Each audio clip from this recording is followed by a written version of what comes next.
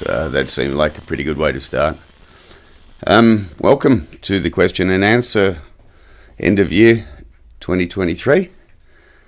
My son has made me do this again, every leap year probably. And we're ready for some exciting questions, and obviously people have been sending us already quite a lot of different things, and but I'd like to restrict it to about an hour. Obviously people have been, and if it goes well, we'll try to do it on a bit of a regular basis because we have the facilities now. So I'd like to introduce you to my son Jacody. Hey everyone. He'll be actually giving the questions out from you guys. So I suppose you want to begin. Can everyone hear? Yeah, everything's good. Everything's fine. Okay. Okay, so my first question to you is, how was your year, 2023? Oh, that's a pretty big question. 2023, it's been a bit of a hellish ride. It started off very difficult. We've been fighting authorities quite a lot to get everything legalised and certified, and with the right paperwork, with the right people, but with a lot of persistence, we've been managing to overcome a lot of those things this year in Switzerland, Czech Republic, and mainly Holland. It looks like we've more positive than negative this year in the cannabis sort of industry growth. For what we've been doing, we've been concentrating a lot on the medical side of things because we're medically licensed now from Switzerland,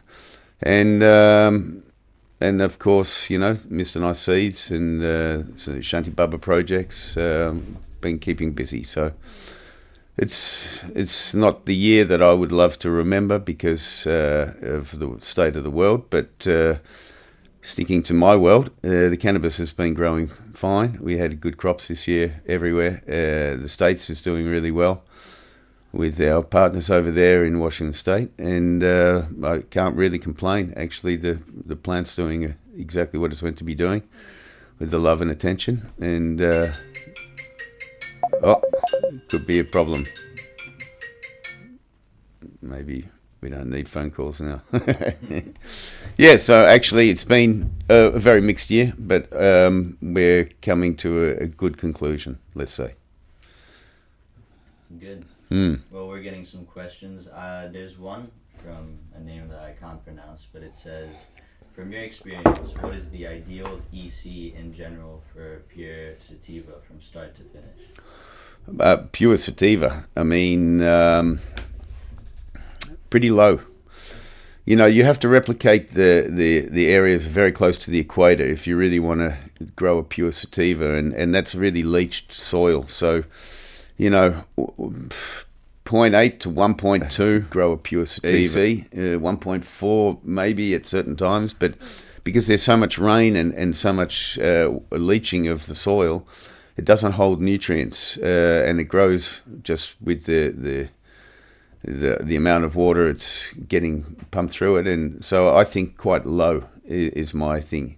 When you go up to a 3/4 sativa or you know, haze or 50%, then you can start to add a little bit more EC. But you're talking about pure stuff, growing close to the equator. Well, you know, to replicate it in a good way would be to keep it quite low, around 1.2.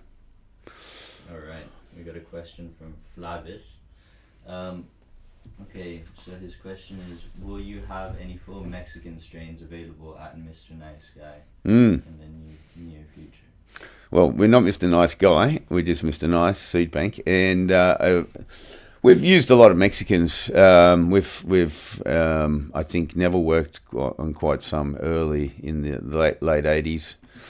But yeah, I mean, I've got four fridges full of projects in all different sort of phases, and there are a few Mexican strains that have been used in a couple of them. So pure, I don't know if we'll be doing pure stuff with Mexican, but we'll definitely have it in. And I can just show you. I've got all my notes, plant Bible, and been going through it a little bit lately just to pick out some of the old seeds that Neville had and some of the old seeds that I had, and because we've got the license now, hopefully, to start to bust open a lot of really old legacy sort of strains, garlic buds and the gravity, and there's a 4-way indica which we haven't really. It was part of the hash plant series at one stage. So there's a lot of different things that I've found recently while we've been cleaning up the old stock, and so with the legality all coming in line now in Switzerland, I think we'll be going for some adventures this year. 2024 looks good for breaking open some old seed. Okay. Next question is from Bob's Autos. Could you tell us a great old-time story? Okay, give us a clue. Anything you'd like to know about Bob's Autos, like old-time story. Let me think. We've probably talked quite a lot lately on some of the podcasts about different funny stories. Do you want me to talk about something plant related, or just kind of? What do you think? Or maybe. Okay, so I can talk about something. Probably one of the very last things that Neville and I. Neville was still living in Holland, in Bemmel, near the Cannabis Castle, before he went to Australia in the early 2000s, and he had hanging above the fireplace. Not the best position for it, but there was always these 2 plastic bags, and one of them, there was 2, and for a lot of times I'd gone over there and we'd always been talking, we always got very stoned and end up falling asleep on the couch or something, and wake up there the next morning and off we go doing some sort of work or going to some room, or the fish farm at that stage, I think it was, koi carp. And anyway, one day we came home and we were just rolling a joint there, and I asked him, I said, Nev, you've had these seeds pinned up on the wooden rafters above the fireplace.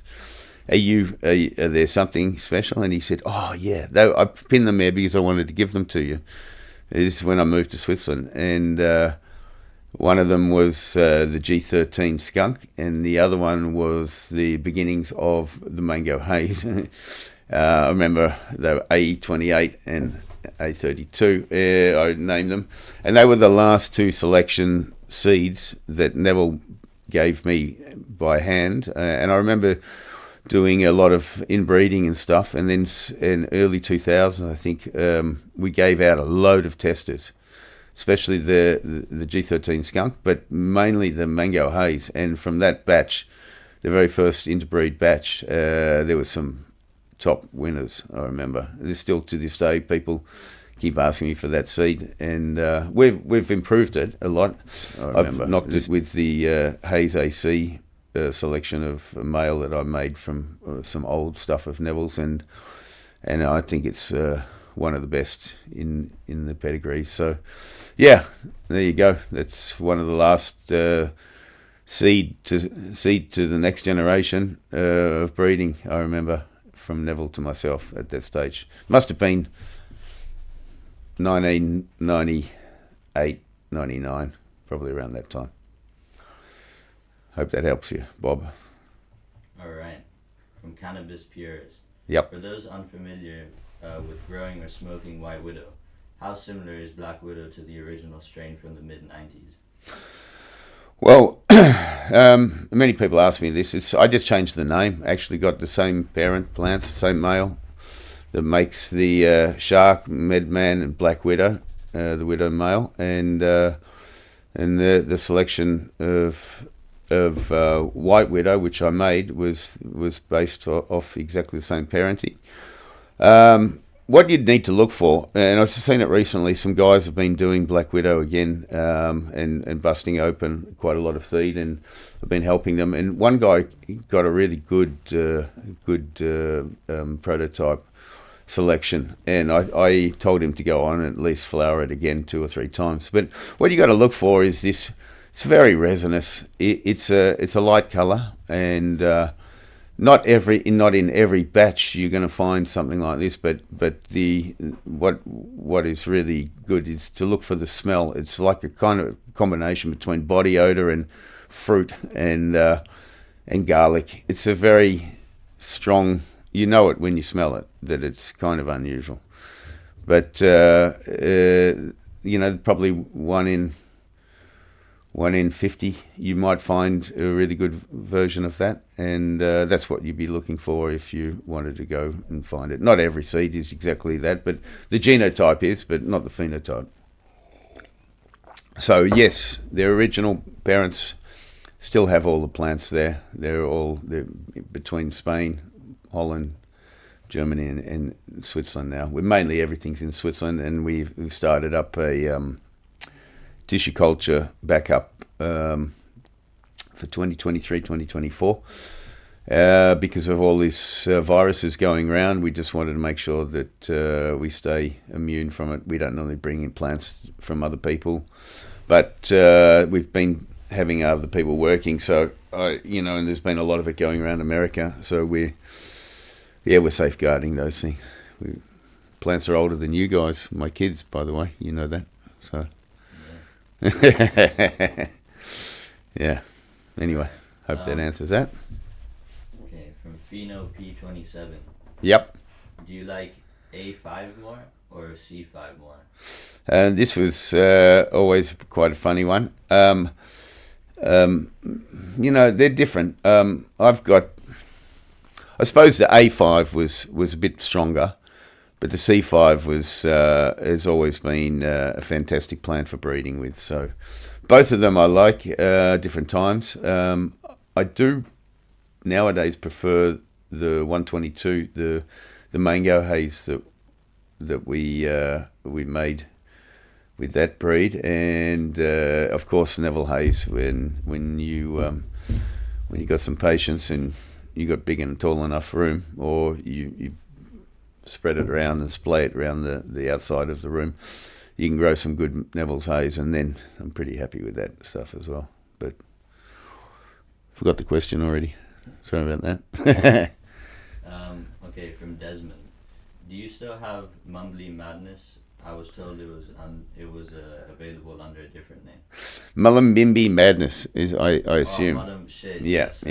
Malamawi Madness is the Malamawi Madness sort of theories and myths and stories that are surrounding that legend is, I think it was Malambimbi, it was the place, and there was a lot of people with different versions. They were growing from seed at that time, and we had a version of ours. And it always reminded me very, very strongly of what I now consider in the line of Neville Haze and Holy Grail, in this sort of very prestigious haze, menthol, alpine-y flavors that are euphoric when you smoke them. They're a completely different effect of all of the Girl Scout cookie and the gelatos and all those fruity kind of kushes and skunks that have been going around. And so this is something special, but I mean it's not really well known properly in a commercial way. Some things are like that. Okay, from Mehmet Mustard, he's asking you, can you please tell me exactly what Afghan was used in the original White Rhino? The original White Rhino was my Afghan. It was an Afghan. Neville's got Afghan tea used in, say, Nordal, for example. But in the Afghan that was used in White Rhino was a selection from my seeds from the Afghan. So it was a different time. I think Neville was already working with that probably 3 or 4 years before I came to Holland. And then we were running parallel in different rooms, of course. We never really worked in the same room. We just traded stuff. But so my Afghan was from a selection of seeds that I'd gone there and specifically picked up from a guy who was making some amazing hash. And so they're very different. The original Medman White Rhino Afghan is nothing to do with Neville's Afghan tea that was used in, say, Nordal, critical mass, things like that. Okay, from Mal's Chronic. Hi Shanti, is there a terpene profile that you have found harmful to the illness a patient is trying to treat? Is there a terpene profile that I found harmful? That's an interesting question. I've never really... this is not really scientific, but it's an observation from a lot of people. Very quickly, sometimes when patients use something that I consider very good terpenes and very well balanced, they have an aversion to, and they can't use it. It doesn't work the same way for them. I don't think that they have a negative reaction. It's just that the scent smell is one of those big one of the very first senses that we use when we don't see things. You don't see oxygen and stuff, but you smell when there's like fire burning and stuff. So it's a very strong sense. And for me, I've seen people not like certain varieties of marijuana because of the flavor or the terpene profile. But we'd need to study that a little bit. And there's definitely right ones. When you find a right combination, you know that that's working really well for you because you feel good about it. So there's something in terpenes that needs to be unveiled for sure. Good question. Nice one. Okay. I'm just going to switch up the questions a bit. There's another one from Bob's Autos. Yep. So doing an open pollination with a batch of your seeds, the next generation could show that phenotype? If you did it inbreeding, you mean, I would assume that you would, if you busted enough seeds, you would definitely find something. Then I would definitely, what I would do in that case is I would also find a male flower, a male plant, and you can rub the stems, and usually you can match up the smell because it's a particular oniony kind of body odor, and it's quite pungent, and when you get it on the male as well, because the stem, you can rub the stem like before it's really showing flowers, and it has a very similar smell. So I matched up the smells there, and then the plants really worked well. But usually, if you do it inbreeding, yeah, you could definitely find some really good stuff to go on with. What? Inbreeding. Yeah, well, I mean, that's what he's asking about. He buys a bunch of seeds, and the male and female, he wants to inbreed them, and then do selection and keep an original male, and keep going back to it, and finding the female that turns you on. But I would go with my nose when I'm doing with the widow family, for sure. All right. From Seasider, have you smoked strains by Doja? Doja. I don't know who Doja is. I am pretty old, but I could probably have a check. I don't know his name, but I have smoked quite a few strains of other people's stuff, for sure. There's some excellent things out there, and there's some fantastic breeders out there as well. But there's only so much you can do in a day's work, and I haven't been smoking so much anymore, but I have smoked a few things from who's COVID Genetics. They smoked some Tsunami. That was quite okay. I smoked some stuff from the French crew in Grana, and that's been excellent. They've been working on all their own stuff. Especially the boys from Nice, they're doing good jobs. I've there's so many versions of different things out there at the moment. I would have to really qualify what I'm talking about, but I'm sorry, but I don't know Doja exactly. I don't think I do. Okay. Alex QC is asking you. He's asking you where he can get your seeds legally in Canada. Well, we've been in Canada. I don't think. I think people are just buying it from the website, and we've been sending it to them over the years. I know Evan at MrNice.com in America. He's been distributing quite a bunch of our seeds over there.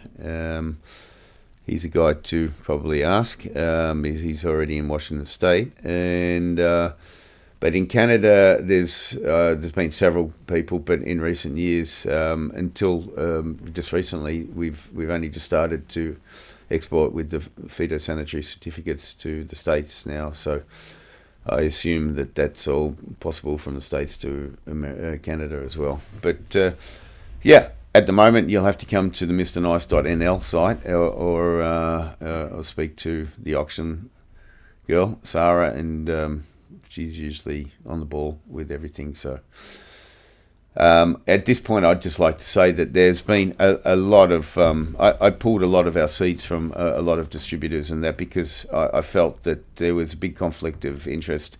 A lot of the distributors who were not in the seed company business before and now have got all their own brands and they're selling bulk seed and various things. So they push theirs, obviously, and I always found that to be a little bit, sort of not the way to do business. And so I took our seeds out of a lot of companies and just basically made a smaller company, and we distribute mainly most of it ourselves. There's a few people in Spain, Beautiful Beans and Alchemia, that's still, and Basil Bush, Basil Bush, sometimes they have our stuff, and various other guys, and a few guys from the States now, also in California, have come over and bought batches. And so I suppose the seeds are out there, but we're not really, it's not our main business as it has been in the past. Okay. Yeah. Another one from Mehmet Mustard. Do you currently sell anything with Afghan tea as the parent? Have you ever had the plant gifted by Neville before he lost it? As I know that plant is dead now and has been for many years. It's Afghan tea was put into a lot of breeds though. So while the original Afghan tea is no longer, they're like Nordal, for example, Afghan tea skunk.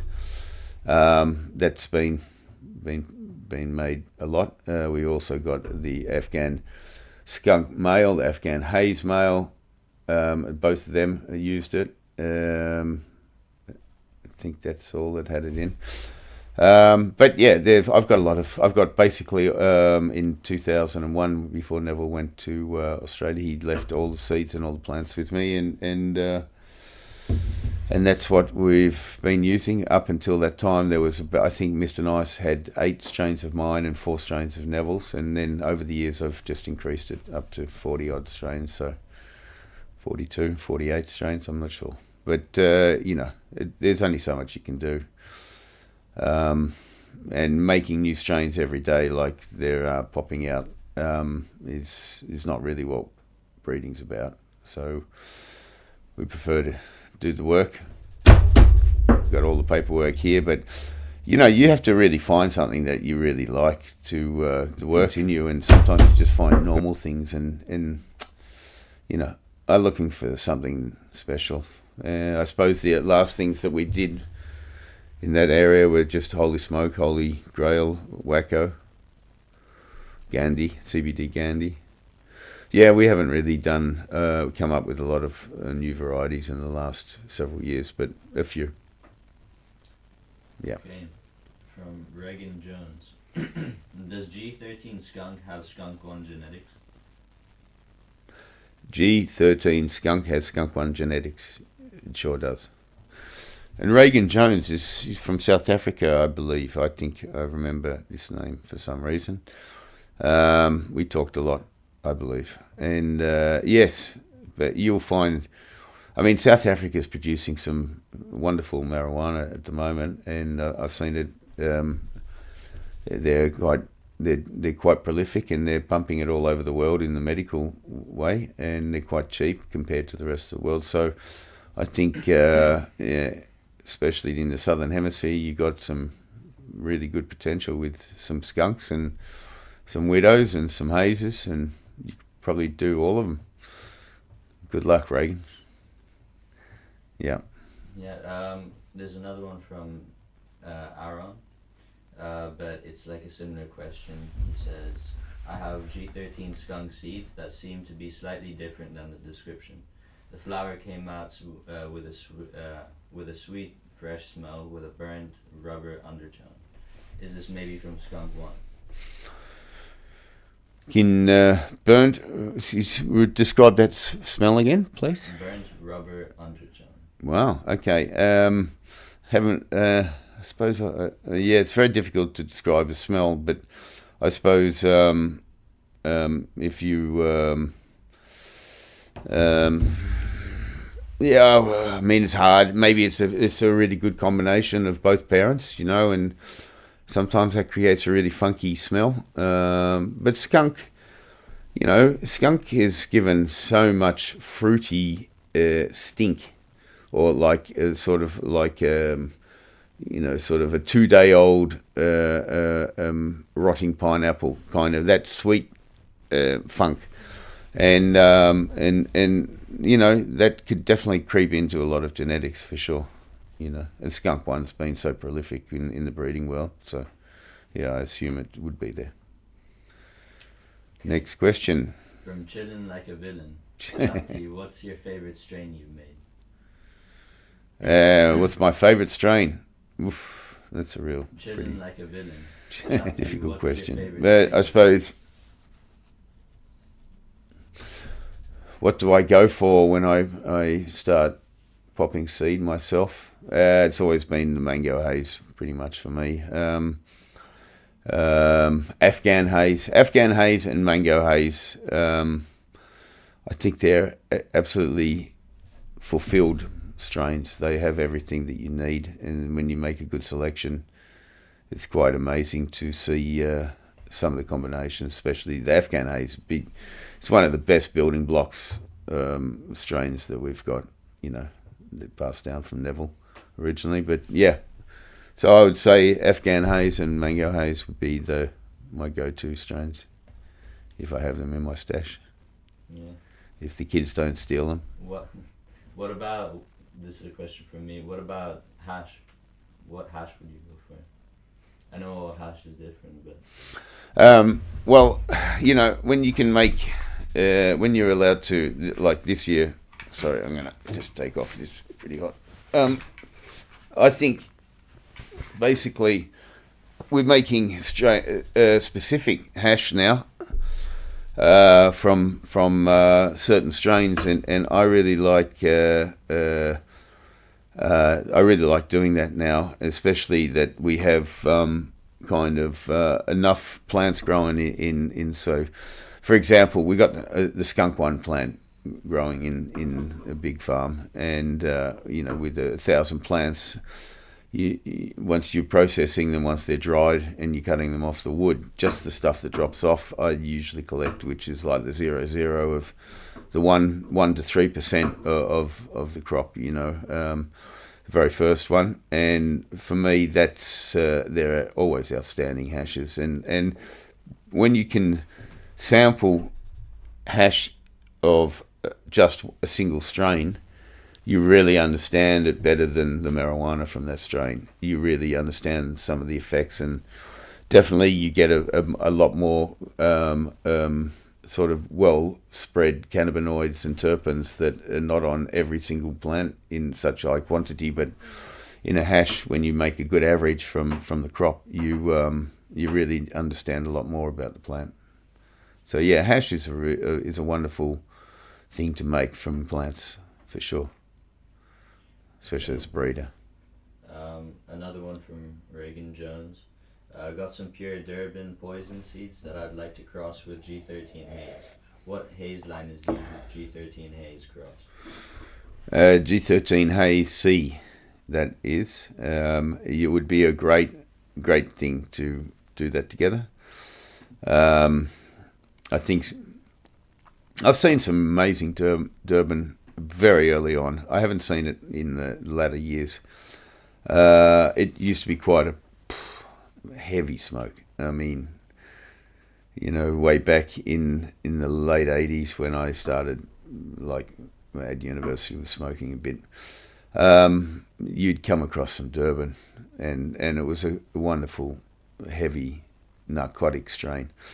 So I think you could probably, it'd probably be like a combination like an Afghan Haze in a way, because, but maybe with other flavours and different terp profile. So it was a good combination to do. I would do it too, if you had a good mother of Durban, for sure. All right. This next one's from Big Iron. Can you explain to an alien who came to Earth, how do you remember White Widow? How was the plant you want to find? How does it smell, and how was the effect? That's so. If I had to explain it to an alien that just arrived, probably have more in common with him than most people on Earth. So I don't think it would be a big deal. But I'd probably bust out a bud and show him what it looked like. But it definitely, for me, when we first came across it, it was such a resinous white frosted plant with a kind of a sweetness to it and a pungence that when you scratch the stem, you got that onion garlicky body odor, and you had the bits of pineapple and fruit mixed in. So it was a really memorable kind of thing. So I suppose I would probably try to give him a fruit salad and tell him to smell that if I didn't have the bud handy. But if I had the bud handy, it would be the easiest way to explain it. Just put it in front. It's very sticky when you bust it open, especially if you've aged it for 3 months or something like that. Then you're in for a treat. It's a pretty serious one. I think Medman or White Rhino was probably the strongest stuff that we used to knock people down with him, especially people that just got off the plane and then caught the train into Amsterdam, and they would just run down to try that. I remember making that. It was for the Proposition 215, I think, from Dennis Barone, when we made that plant, the White Rhino, and that was just stupidly strong, and used to knock a lot of people. A lot of people had whiteys when they smoked that, when they first smoked. So yeah, I mean, things lose strength. It depends how they're growing, who's growing them, what medium. There's a lot of things that still at play. You can give the same genetic to 10 growers, and you get 10 different versions back which don't really look similar. So it's still to this day it happens, and every so often someone of your crew just does an exceptionally wonderful job, and we all benefit, by remembering those original flowers, So yeah, they're all still there. They're all still possible. It's just, you got to get the right combinations. All right, from Bob's Autos again. How long does it usually take for you to create a new cultivar? Poof. You probably have something nice in the pipeline as we speak. Yeah. Well, if we're starting it, just imagine you've found a good female that you want to go on with, and you have a male that you know something about. If you started at that point, I think 2 years usually takes 2 years, because you've got to test a lot of the progeny seeds coming off to see how the genotypes are combining, and that's usually just hard work. Numbers game, 20 to 50 of each progeny, and testing if 70% are similar and 15% are towards the mother and 15% are towards the father. Then you've got something pretty stable, and you can replicate quite well. So yeah, it's a lot of work. It's not like just crossing nowadays or spraying it and reversing it. That's a good way to accelerate sort of strains for flower producers, but it's not really breeding. in that respect. All right, there's one from HSAC. I'm sorry if I don't pronounce that correctly. Yep. Anyways, it says, can you maybe call out some seed banks that are just buying their seeds? Buying their seeds so we can avoid them. Would be great. I couldn't do that because you'd be very surprised. Look, the people. I don't want to do that because it's not fair to my fellow guys, because a lot of guys buying in seeds nowadays, and that since the Spanish guys came in the market and started to reproduce huge quantities in very cheap amounts. A lot of people bought the same seeds, renamed it differently, and put it under their labels, and that a lot of that goes on. I mean, you can't physically have so many varieties on your menu and be producing them all yourself, and very few did that. Even when I was in Amsterdam years ago, there was, sort of the good companies did the work, serious seeds and Ted seeds and boys at Dutch Passion, they still busted open a lot of seeds, and Barney's was, they wasn't even existing when I was there. That came later, and a few of them came out. But a lot of those guys purchased seeds. Royal Queen purchased seeds. When we had the CBD Crew project going years ago, when we first started to enrich with CBD, everyone bought seeds from us, and we made feminized CBD seeds for every company gave us 2 mother plants, and we enriched it with CBD to 1-to-1s, and that's how everyone started with CBD stuff. So I can tell you, every company, medical, sweet seed, the whole lot was buying from us at that stage. Dinafem, Greenhouse, Barney. I mean, every single one. Dutch Passion, the whole lot, and that was made me really feel very good at that stage, because they all promised that they wouldn't put out a seed that wasn't ready for the medical market, which we'd been working on for some years before that, and now everyone's caught up and they know how to do it. So that project's sort of bottled now, and we still produce some CBD stuff, but a lot less now, because everyone knows what they're doing and they've gone in their directions. Yep. Okay, from Smokey Dokie. Do you have any tips for germinating old 30-plus-year-old seeds? Yeah, I do, actually, because I'm so old that I have seeds from before you guys, way before you guys were even thought about. And I can tell you that I have seeds from the late 80s in the freezer, in vacuum sealed, and I'm going to bust open a lot of them this year, because we've got huge rooms, huge tables and stuff in, and I would like to find some of these old stuff back as well. So how do you do old seed? Well, normally it depends. If they're very, very big seeds and they're very hard, they're very dried out a lot, you need to file them a little bit, just with an emery board, just slightly. You file them down and then you soak them in warm water. I kept a heating pad underneath the water.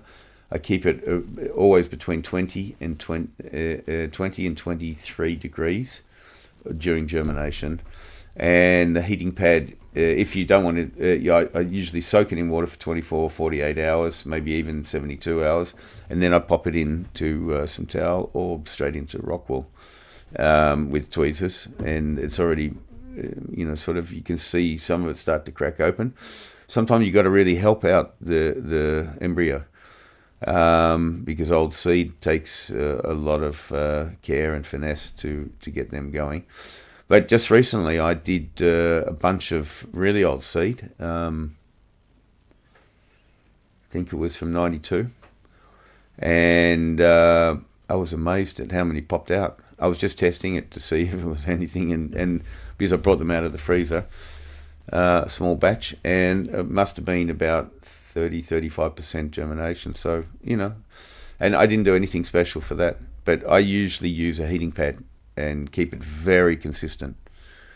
And change the water as well, because you see that from the old seed that there's definitely some enzymes and hormones and stuff that are at play. And once you get the little fellow out of the seed encapsulation, that you can coax it on. But good luck with it. 30 years is not so old. It should be okay, especially if it's been kept in the fridge or sort of clean, away from heat. From Cannabis Purist, if you were to enter one of your strains in an American Cannabis Cup, which one would you choose? If I had to, well, I would probably come in with something completely different to the American market. I would go for a mango or Neville's or Afghan Haze, a real. The real things, because I think I couldn't really compete with the candy flavors that they have nowadays in the States, and the Skittles and the gelatos and the Gorillas and all of the Girl Scout cookies and all of that. For me, that they're incredible. What is it? The mints, is it? Oh, there's a lot of strains that have been selected for their terpene profile, and they're outstanding flavors. There's no doubt about the American palate seems to be very heavy, very strong in cannabinoid content, and very flavoursome. I would probably come from a different angle and come in with some of the hard-hitting hazes if they were growing well. I think that would be a refreshing sort of smoke, and for those older than 45, you'd probably remember them pretty well. Once you smell that cat pissy smell in the air, it usually turns the heads of all the Vietnam vets and stuff. So yeah, that's how I would do it.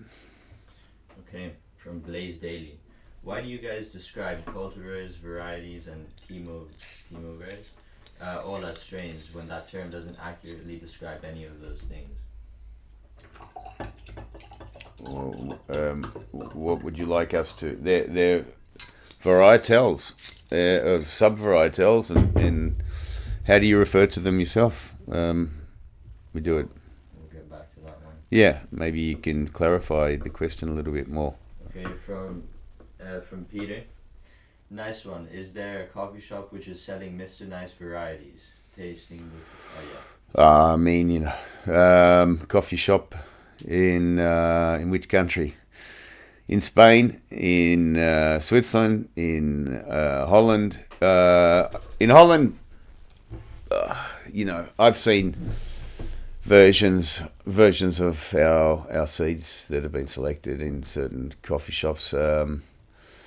Haven't been there for quite some years. My daughter's there now at the university, but we go to the Katsu. They've got some of the old versions of things.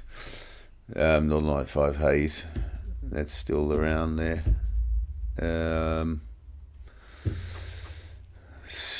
Not much to do with the Widow anymore. It's more a commercial variety of Widow. It doesn't look anything like what it used to in the commercial shops. I don't know, there's not a lot that tickled me, but there are definitely some interesting flavours around, and I tend to go for hashes nowadays when I go down, because some of the hashes that are made from a lot of the seed crops that are coming from Morocco and that are pretty interesting and really got a nice effect. So it's a very subjective thing. It depends how you wake up and what you want to use that day. So okay, from Mal's Chronic, what were some of your favorite coffee shops to chill back in the Amsterdam days?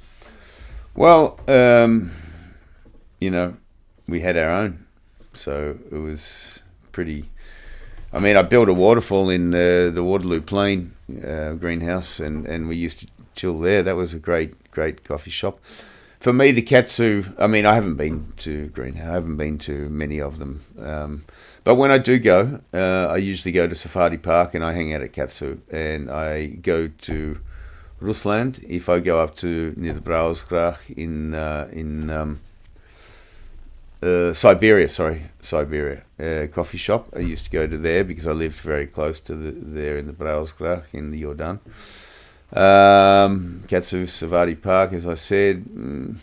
There's a lot of I've seen this Borden Jungers. They seem to be the new it guys, and they have a good theme about them, and they look pretty good. So, but there's no feeling anymore. The only, I mean, I like to go to a coffee shop and roll a joint and sit around and look at life going by, and a lot of those places aren't, you're not allowed to do that anymore. So I suppose that's why the outer centre ones are still kind of interesting. Yeah, but not too many. From Chillin' Like a Villain, what hash making process do you prefer? To make your hash? Ice water extract, hand rub, dry sieve, rosin, and so on. Nice question. Yeah, well, it depends. Usually I do a small test batches of dry sieve. And then once I've done the dry sieve of that batch, then I would do the ice water hash, and I would blend those two. And that's my once I've done the dry sieve of that terpene profile integrity in the dry, and then the strength in the ice, you combine them back together once they were both dried, and blend them, and then press them. And that's kind of the technique I've been using since I won a cup with the Shantibaba hash years ago in the 98, I think. So, yeah, that using the same material dry on the 73, and then on the water, and then blending. Yep. Okay, next one is from Martin. What is your relationship with Czech Republic? What is my relationship with Czech Republic? I love the place. I have, for many years, Howard and I, we talked at the Cannabis Expo there, and since then I've been working with my partner, Dr. Eva Oskova, and we have a pharmaceutical company there that we produce with our CBD lines of products. Skiva Corporation and Skiva International, and I just like, I've got a lot of good friends in the Czech Republic, and Lukas from the magazine, and Robert from the other magazine, and I've been in contact with them for many years, and we basically do, let's just say, all my GMP packing and all my very serious work that I do with our food supplement products and medical products that we export to Australia is all coming out of my work with Skiva Corporation. So yeah, my relationship's very strong with the Czech Republic, and I like small countries. I feel more personal, and I've got some really fantastic growers. Roberto, an Italian friend of mine there, he's always been excellent, and there's a lot of really good Czech people that have been growing some outstanding marijuana for many years now that aren't well known, but usually get to see them once a year or something. From Mehmet Mustard, I have packs of Afghan Skunk from Mr. Nice Seeds. Are these Nordal before the name was changed? Afghan Skunk, he was Nordal, yes, correct. And it's and Howard was the one that asked me to change that, because in the film they used to call their marijuana was called Nordal for code name. So he picked Afghan Skunk because that was one of his favourite dopes to smoke. He liked that big, heavy, strong, fat flower, compact. You could nearly knock people out with that if you grew it properly. And that was the one he picked, yeah. From Craig, have you ever tried pure Acapulco Gold? If so, opinion. Yes, that was, mamma mia, that was quite some time ago. One of the late 80s, yeah, I can't remember when I tried it properly, to tell you the truth. And it was excellent. And there was 2 or 3 Mexicans that were absolutely amazing. The red Mexican, the red-haired Mexican was also fantastic. Acapulco Gold, and there was one other one, I can't remember the name at the moment.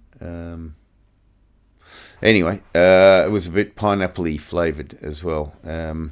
So there was some fantastic stuff coming out of Mexico, but there was a lot of shit as well. And there was when the commercial market for America was fed by the Mexican sort of weed, there wasn't really a lot of care put into it. But every so often you came across some packages that were fantastic. Yeah, I suppose if you knew the right growers, you could always get the good stuff. From Reagan Jones, does spice have the family or landrace genetics in them? Does spice have which one? The family or landrace genetics in them? Well, spice is basically Hawaiian. It could have quite a lot of things. Originally, one side of it came from Kona. A friend of mine there, American guy who was living there, he had a cafe, and he gifted me a female, which was quite outstanding. And we selected it with, there was another guy who was working with us very early on called Dave from America, and he was working with the Greenhouse Seed Company right at the beginning, and we selected it with the Afghan Hawaiian, I think. So that's a difficult question. I got it already, had been worked on in two sides, so it's possible, but that one I couldn't really. It used to be called Hawaii 5-0, if I remember rightly, when we first started it. It was Afghan Hawaiian. Yeah, I'd have to go through my plant Bible, but I'm not sure. I don't think on our side that we did any land races and that, but it could have well been in there. Okay, from Smoky Dokie, is Ortega the most Northern Lights cultivar you breed? Is Ortega the most Northern Lights cultivar? Yeah, I suppose the NL2 by 5 was I actually this year I've already been busting out a fair few of the old Ortegas interbreeds from Neville. He had a whole bunch in the freezer, and I found them, and some of them are germinating, so I would like to. I suppose it is the strongest Northern Light representative of the bunch, but depends how you select for, but you can see it very clearly in that. Also in I think the Northern Light Afghan and Northern Light Skunk, you'll find something in all of them, to tell you the truth. From AZ, are you in the medical market somewhere? Yes, in Australia, in Switzerland, and Germany. We are exporting our material to various medical markets. Which market are you in? Are you asking about? Yeah. Maybe he can get back to us. Yeah. Okay, another one from Chillin' Like a Villain. Shanti, can you shine some light on the origin of lemon haze? Not really, because it was not really my. Lemon haze didn't come from me. I think that was, if I remember rightly, that was something that was brought in and from another company. But I'm not qualified to say. It really should ask whoever put it on the map where it came from. Okay, this one's from Mouse Chronic. Shanti, do you find a different effect from growing the same cut grown out indoors to outdoors? Very much so. In fact, the outdoors can be wildly different to the indoor or the greenhouse version due to the climatic conditions. I prefer the outdoor for making hash from. The resin glands are very different. They're usually much broader, and the necks are not as long. and they make for very resinous once you excite them, and you want to press for some really good hash. Whereas the indoor stuff there's always something missing for me, and especially if you press it too early, you get that milkiness that doesn't hold together, and usually the gases are still coming off, and so I prefer the outdoor. I make usually as a hash, and the indoor we usually keep as the flowers, and we sell that in the medical market. It all has to pass the microbiology, so it needs to be pretty clean. From Regan Jones, Ortega has Northern Lights genetics in. Which genetics are Northern Lights made up of? The Northern Light 2 and 5, they were originally what I believe Neville had used to make that, but it was a selection made from that combination of seeds. So I'm not saying that it would be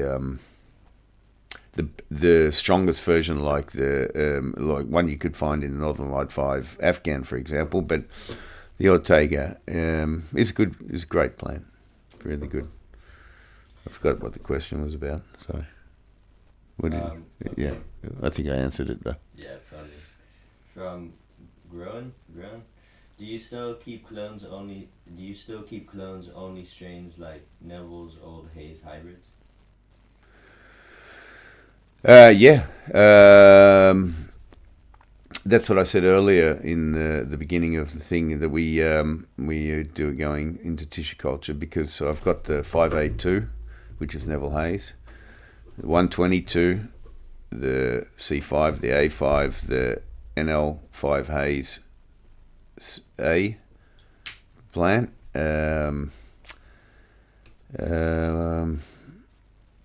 Nordal, Critical Mass. I mean, they're all still original, so I'm not sure exactly. Yeah, we get a few minutes more. Maybe we'll take 2 more questions. Yeah. Because we're going out. It is the festive season, and obviously we just wanted to kind of show up before the end of the year and try to make this on a regular thing. So, I mean, I appreciate everyone's questions. I didn't realise there'd be so many, but somehow we're still good. And thanks to my son for getting me back into it. And I think we'll probably do it a little bit more regularly in the future, because I'm going to employ him in my internet world. Yeah. Because I'm so shocking at that, and you're good. Come on, hit us with the last 2 questions. Okay, this one's from Jules Rules All Over. What is your best Sativa strain for a wet, short outdoor season like New York? Wet, short outdoor season like New York. Early Queen by Afghan Haze. That would be something that you could grow on your balcony, and you could probably put it on the inside of the window just as the rain's coming and still finish it. But New York is pretty prone to some bad weather in late September, October, so I don't know. Yeah, what I would do if I were you, I would just protect it by putting a little tent over it and grow it outside and just protect it from the wind a little bit. That's why we kind of put up some poles and some plastic around it and over it and let it finish in there. Still manages. So, but Early Queen Afghan Haze is one of the quickest ones we have. Or Ash. Ash is also a pretty good. It's an excellent plant, actually. Ash is one of the ones that you could definitely finish there. It's 25% sativa. You'd still have a good flavour. Okay. The last question. From Yep. Fino P27. Are there coffee shops in Switzerland? There are coffee shops in Switzerland. You have to be Swiss at the moment because they have the pilot projects on. I believe that you have to sign up to be in a designated area where you live to be a member of or partake in purchasing material. It's all very controlled at the moment, but I would say maybe sometime before 2025, will start to see some recreational shops. Switzerland's getting has always been at the forefront of making rules that are trusting their citizens, and better than most countries in the world. And they look after them. They tend to kind of control everything to do with the flower and the hash, and you have to get microbiology for everything. And you know you're going to use some good products. So I suppose what I'm saying is that I would like to see a lot more coffee shops in 2020, late 2024, early 2025, popping up in Switzerland. And I would be more than happy to come and see you there, because I think we already have one called Namaste. I work with a group called Bergblüten in Switzerland, and they have a coffee shop, CBD stuff at the moment, but it will be pretty easy to switch that over. And that's in Glarus. It's not a big canton, but some of the small cantons have got some great growers there.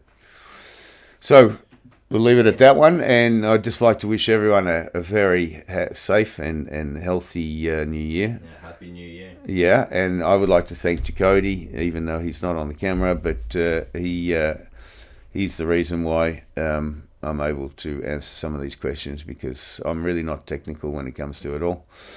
But with the help of my son and the questions from you guys, and I really appreciate it. I think a lot of you from all over the world, and I'd just like to say stay safe, don't smoke and drink too much, and enjoy everything and your family and friends, and we'll see you in 2024. Hopefully we'll have some really good projects to talk about soon.